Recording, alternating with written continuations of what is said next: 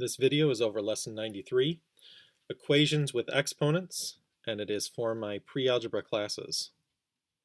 So ladies and gentlemen, in this lesson we encounter a vocab term, quadratic equation, and this is an equation with a variable whose exponent is 2. So there's somewhere in there where you've got a variable that is being squared. But no higher exponents can be on the variables. So you can't have a variable cubed or to the 4th power and so on. However, you can have lower exponents. You could have a variable that is just to the 1st power. We're not going to be dealing with anything like that because we're looking at just the basics of quadratic equations. And so going very basic, down to the foundation here, we have x squared equals 25. X squared equals 25. So remember that a solution to the equation is any value or values that make this equation true.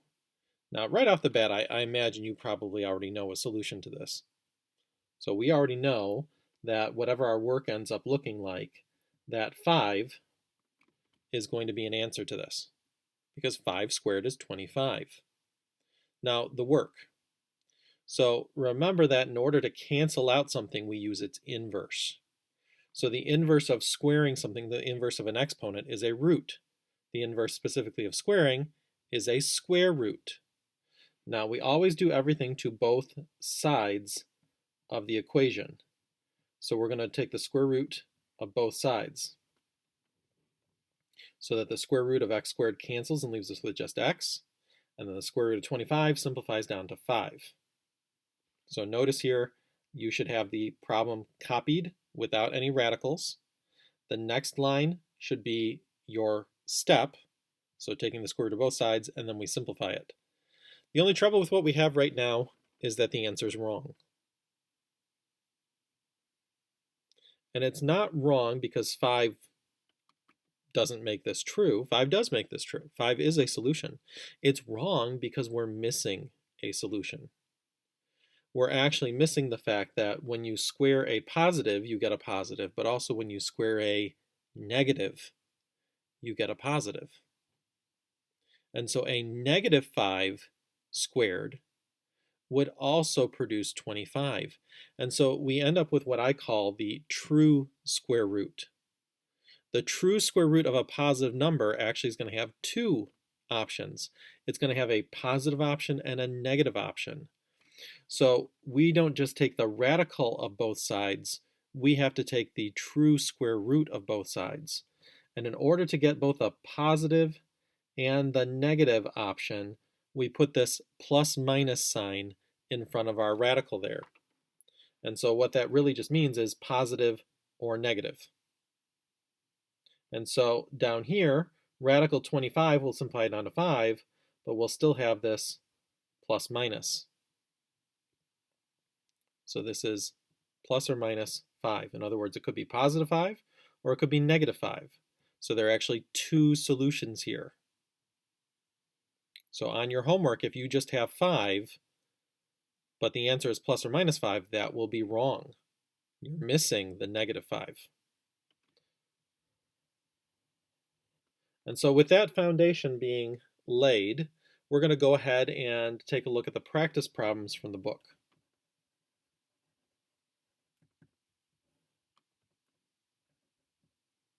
And so you need to open up your books to page 626, 626.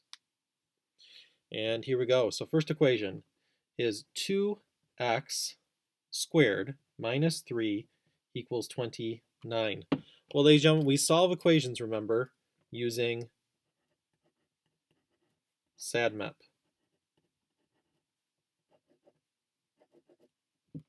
Now, up till now, we've often skipped over the exponent step because we haven't been dealing with equations that have exponents. Now that's changed. So we need to take care of any subtraction or addition first. So I'm going to take care of my minus 3 by adding 3 to both sides. And so I'll get a 2x squared equals, and that'll be 32. And then we take care of our division and multiplication. So I'm going to take care of that times 2 by dividing both sides by 2. And so therefore x squared will equal 16.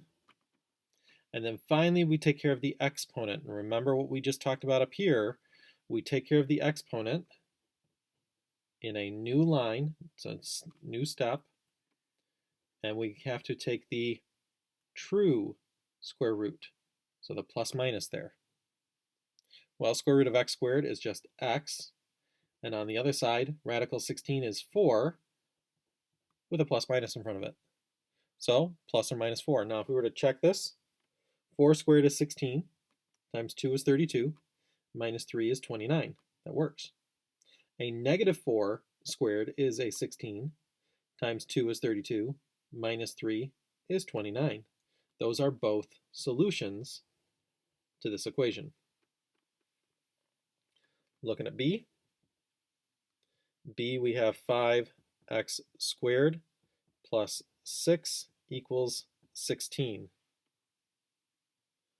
So I'm going to start with my addition or subtraction. I'm going to subtract 6 to cancel out that plus 6. So 5x squared will equal 10. And then we'll take care of our division and multiplication. So I'm going to multiply, or I'm multiplying by 5 here, so we need to divide by 5 on both sides to cancel that. So that'll give me x squared equals 2. And then finally we take care of the exponent. And so my last step here is going to be to take the true square root of both sides. So radical x squared is just x. And over here I'm going to have plus or minus. Well, radical 2 is irrational, which means that if I actually do this in my calculator, it's no longer going to be equal. So in order to get the exact answer, I'm actually going to leave this as radical 2. And I just noticed the directions here. I should have read the full directions. My apologies. We were supposed to check our work, so let's go back up here and actually show our work for checking it. So 2 times 4 squared minus 3 equals 29. So that's 2 times 16 minus 3 should equal 29. That's 32 minus 3 should equal 29. And sure enough, 29 equals 29. Works. 2 times a negative 4 squared minus 3 should equal 29. So we already talked this through, which is why I'm going through it quickly. And so that's a 32 minus 3 should equal 29. And sure enough, that is 29 equals 29. All right, so back to B now. Let's check these answers. So 5 times the square root of 2 squared, so that's the positive option, plus 6 should equal 16. Well, 5 times the square root of 2 squared, well, the square root and the square will cancel, leaving with just 2. 5 times 2 is 10, and 10 plus 16, or 6 is 16. So then if I check the negative option,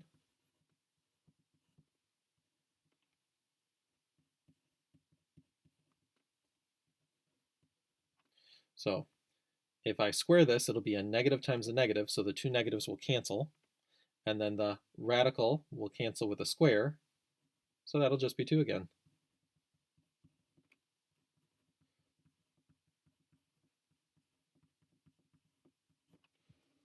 So we've just proven those are both solutions.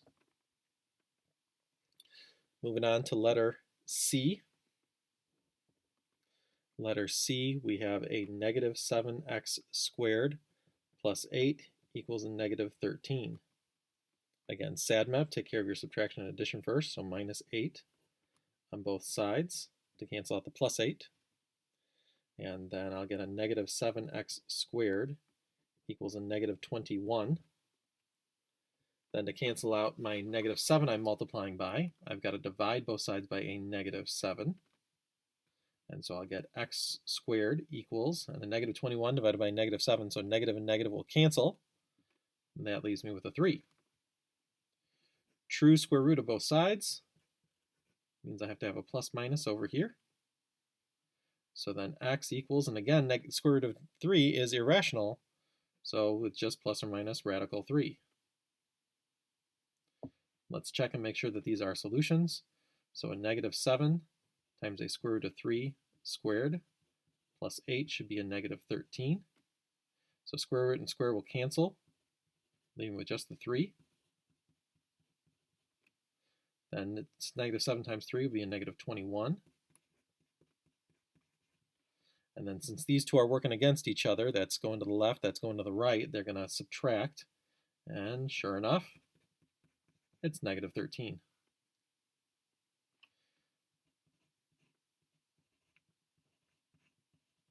Same idea this time with the negative square root of 3. So negative times negative is a positive. Square root of 3 times square root of 3 is just 3. And we have same thing we had the first time from there on out. That's checking our work. All right, D. Obviously, I'm going to need to go to the back for D.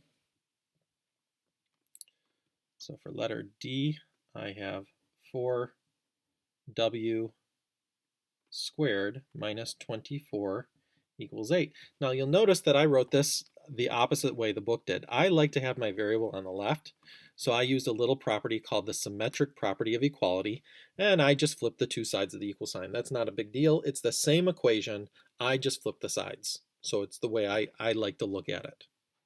That's all I did.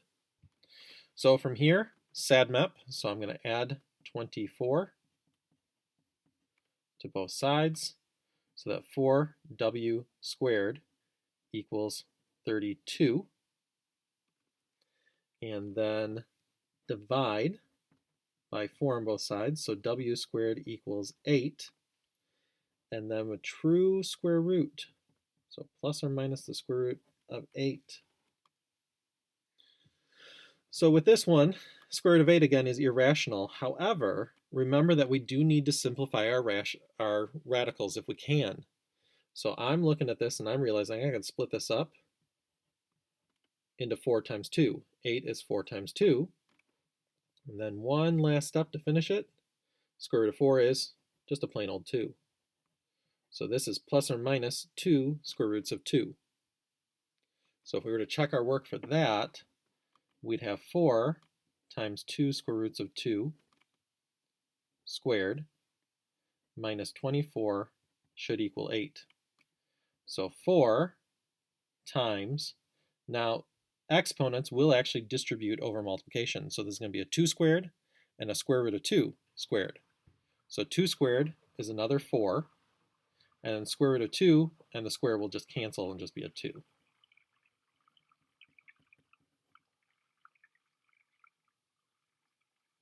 So then I would get 4 times 4 is 16, times 2 is 32. And sure enough, 32 minus 24 is 8. Now, when you have things like this, 2 square roots of 2, another option is to go back up and check your answer before you simplified it. So for this next one, I'm going to check my answer by actually plugging in the negative square root of 8.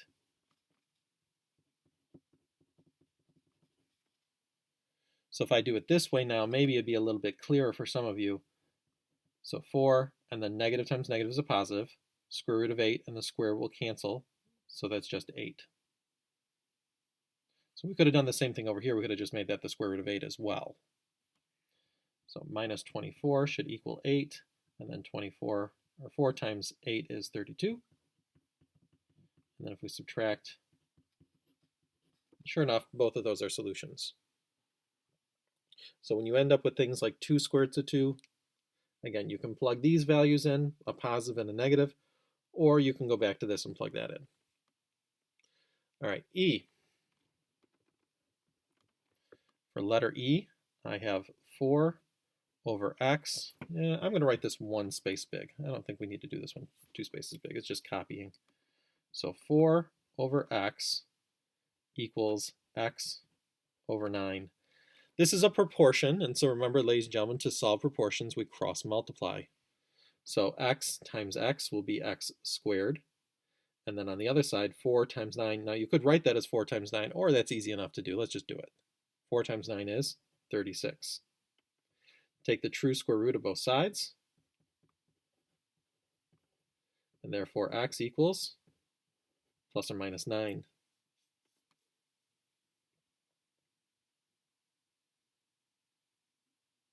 Or I'm sorry, not plus or minus 9.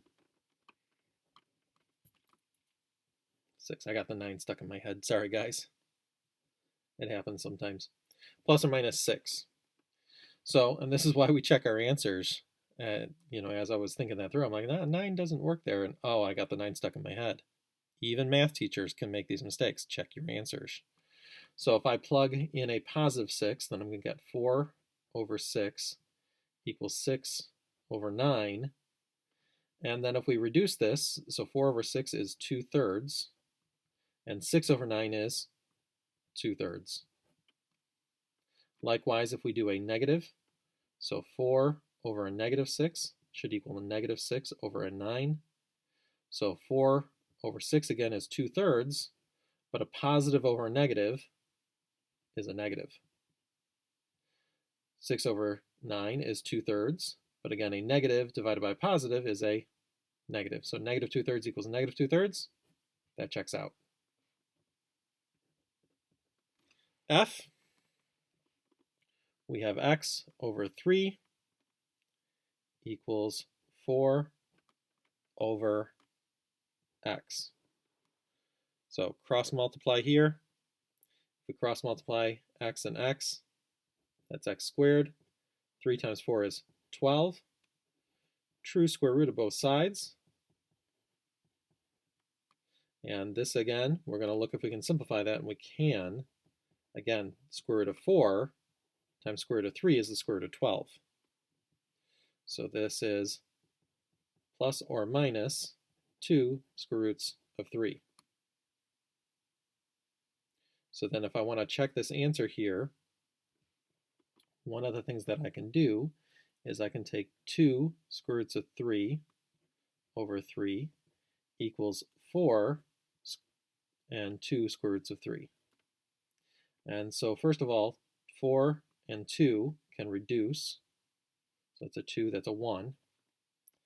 But then what I want to do here is I got a square root up top, I got a square root on bottom. I don't want that. Especially I don't want square roots in the bottom. So I'm actually going to multiply this by the square root of 3 over the square root of 3. So this hasn't changed yet.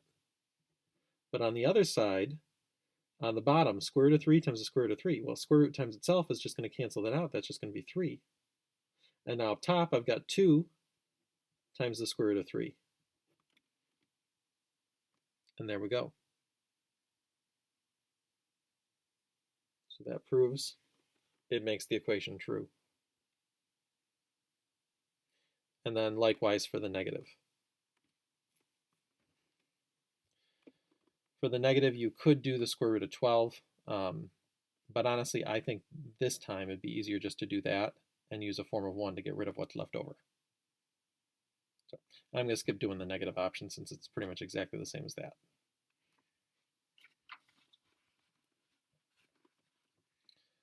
All right, last of all, G.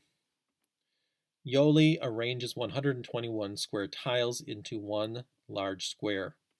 How many tiles along each edge of this? How many tiles are along each edge of the square, larger square? So here, the 121 square tiles are basically going to be my area. So I know that in a square, area equals s squared. But this time I know the area. So I'm just going to flip this around. S squared then should be equal to A. So S squared, S being the number of tiles on each side, equals 121.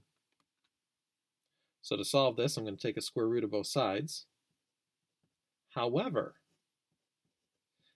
in real-world problems, sometimes we need to use some common sense. If I take a true square root here, and I have a positive and negative, okay, we know in a moment here we're going to simplify this, and the square root of 121 is going to be 11. So my question to you is, can we have 11 tiles on each side of this larger square? Yes, we can. Can you have a negative 11 tiles on each side of the square? No, you can't. So there are some times where actually we will not use the plus minus in real world problems, and specifically that will happen in real world problems where a negative answer just doesn't make sense. So how many tiles are along each edge of the larger square? 11 tiles. And ladies and gentlemen, it's bugging me a little bit here that we didn't finish that one off. I'm going back. So let's go back to that one for just a quick second. Again, I would recommend that you go ahead and go with the simplified radical. Oh, that's supposed to be square root of 3 there. So same ideas as before. The 2 and the 4 would reduce. And then over here I'd have a -2. Well, actually, my negative, since it's a negative on top and a positive on bottom, it'd just be a negative for the whole fraction. So over here, I multiply by that square root of 3 over that square root of 3. And again, it gives me my 3 in the bottom, and then 2 square roots of 3 on top.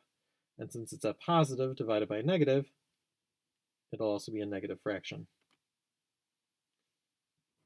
And that checks out. And that, ladies and gentlemen, I